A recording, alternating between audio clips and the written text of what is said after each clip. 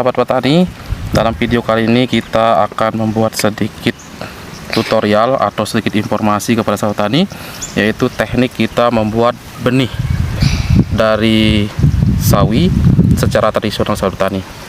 Nah, umumnya ketika kita melakukan panen tanaman sawi sahabat petani, kita itu selalu mencabut tanaman sawi sehingga tidak ada bekas sisa apapun.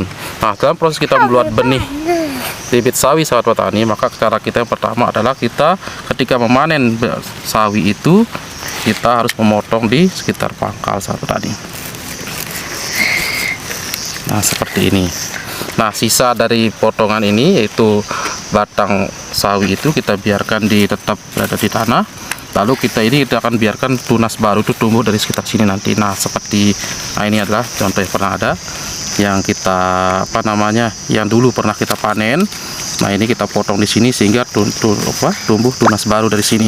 Nah, tunas baru yang dari sini kita biarkan tumbuh terus ke atas sehingga berbunga seperti ini sahabat tani.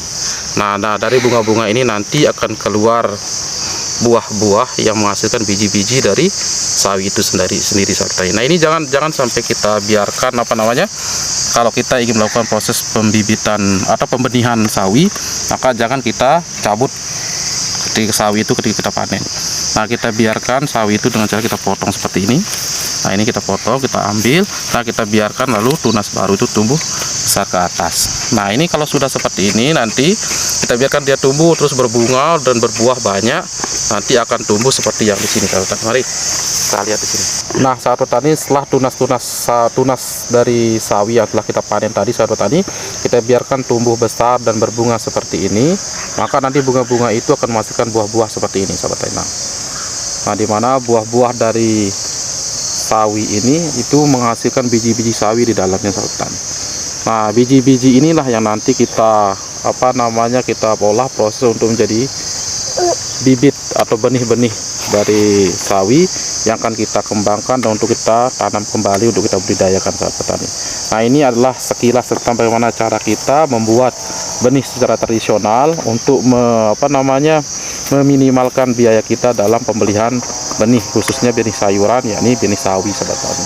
Nah, ini adalah tanaman sawi yang kami biarkan secara tradisional tumbuh berkembang untuk kami ambil biji-bijinya menjadi benih sawi nanti yang kami simpan untuk kami tanam pada musim berikutnya sahabat petani. Nah, ini adalah sebagian cerita, sebagian informasi atau sedikit informasi yang kami berikan kepada sahabat petani sekalian agar kita itu bisa mengurangi biaya kita dalam pembelian benih sayuran, khususnya benih sawi sahabat petani.